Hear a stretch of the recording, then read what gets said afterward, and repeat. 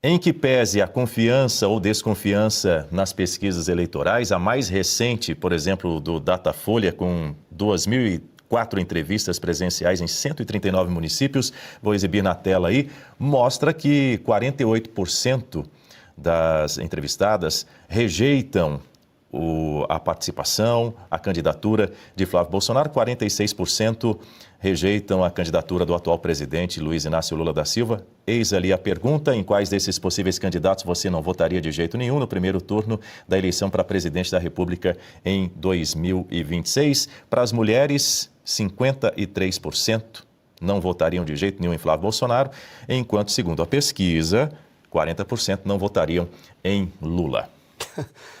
O Datafolha, ele me lembra a reflexão lógica da redução ao absurdo. Você deve pegar o que o Datafolha fala, não em função daquilo que é afirmado, mas a maneira como é negado. Exemplo, se ele fala que 53% jamais votariam no Flávio Bolsonaro e 40% jamais votariam no Lula, significa o quê? Você deve tomar em consideração que os 40% e talvez um pouco mais. Porque eu sempre espero do data fake, ou como alguns falam, ou data foice, como outros falam, que eles vão utilizar uma metodologia que canalize a resposta para aquilo que é benéfico, ou seja, vá em direção à resposta que eles desejam, e não aquilo que o cidadão ou o indivíduo entrevistado quer falar. Esse é o primeiro ponto. O segundo, quando a Berenice falou, é bem interessante, o raciocínio da Berenice é um raciocínio estratégico. De repente, qual é o problema agora? Nós temos que ter um segmento do eleitorado que seja garantido, que é um segmento feminino, e tem que avançar nele. A Michelle tem uma representação em cima disso.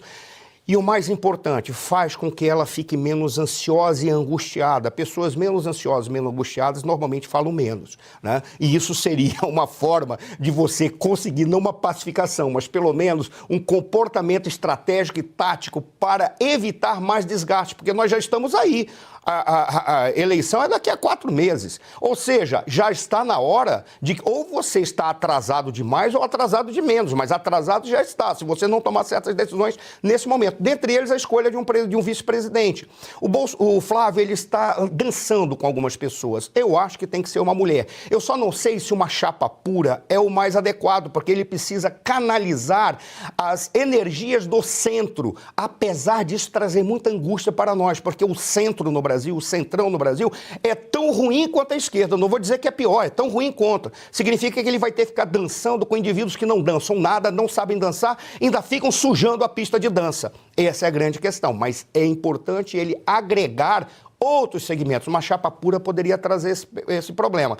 E, para encerrar, a grande questão da Michelle Bolsonaro, eu particularmente gosto dela, tenho grande admiração por ela, acho que ela é uma pessoa que tem capacidade, sim, apesar dela estar começando na política há pouco tempo, né, porque ela não exerceu nenhum cargo, ela faz parte dos bastidores, mas já tem grande força. O grande problema é que ela já manifestou que os descontentamentos, ela exterioriza esses descontentamentos. E grupos não podem lavar roupa suja em público. Eles têm que lavar num determinado local. É simples. Ali, eles falam o que têm que falar, chegam a alguma conclusão. Se tiver uma ruptura, seja uma ruptura definitiva, para produzir um novo caminho. E não pode ficar. Então, ela já demonstrou que ela é capaz de fazer isso. E aí fica a angústia.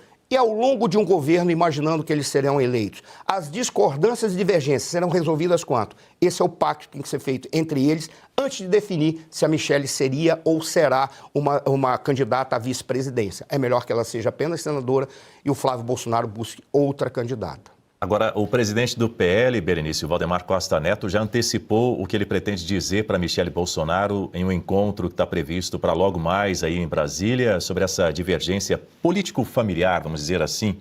Em entrevista à Folha, o cacique do Partido Liberal revelou que vai falar o seguinte para a ex-primeira-dama, que a eleição do enteado corre risco se não tiver o apoio dela. Exatamente. E naquela primeira entrevista, onde ele foi coincidentemente encontrado no aeroporto fora do país, voltando aqui para o Brasil justamente para tentar conter essa crise dentro do partido, o Valdemar da Costa Neto já dava indícios de que ia conversar com a Michelle no sentido de entender o motivo dessa aliança no estado do Ceará, né? A gente sabe que o Eduardo Girão tem o apoio de Michelle Bolsonaro e ela gostaria muito de levar esse apoio do partido em si para alçá-lo ao governo do Ceará. E não acho que ela esteja errada, o melhor nome nesse momento, em termos de seriedade. Falo isso porque conheço o senador Eduardo Girão e ele é daqueles que... semana passada, por exemplo, ninguém estava aqui em Brasília, a maioria dos políticos viajando, aproveitando Copa do Mundo, festa de São João, e ele está aqui trabalhando. É um bom nome. No entanto, o povo do Ceará ainda não entendeu isso. E as pesquisas lá são muito claras e não tem como ignorar, porque o percentual dele fica entre 4% e 5%. Então, Valdemar da Costa Neto, como presidente de partido, ele sabe que, nesse momento, não há chances para que o senador Eduardo Girão vença as eleições. E o único que pode, nesse momento, tirar o comando do Estado do PT é o nome de Ciro Gomes. E com toda essa experiência política, é algo até que o mestre Augusto Nunes, na semana passada, falou no Sem Filtro. Eu estava assistindo, estava na audiência, e ele falou sobre esse pragmatismo político, né? Que na política é isso mesmo que acontece.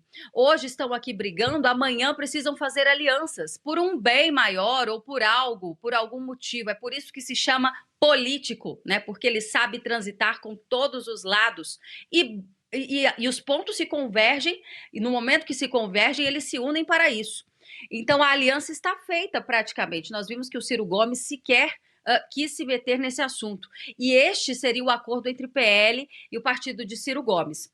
Um não fala mal do outro, e olha que o Ciro Gomes é um canhão, né? Fala mal de todo mundo. E, em troca disso, uma das vagas do Senado, lá no Ceará, seria uma indicação de Ciro Gomes. Então, acredito que é isso que deve prevalecer na conversa entre o Valdemar da Costa Neto e a Michelle Bolsonaro, e por uma questão de hierarquia, certamente, ela deve acatar. Fechar esse assunto em 1 minuto, Marcelo Suano. Isso que a Berenice trouxe é o elemento essencial. Não é uma questão de saber se o Ciro Gomes vai se voltar contra depois de eleito.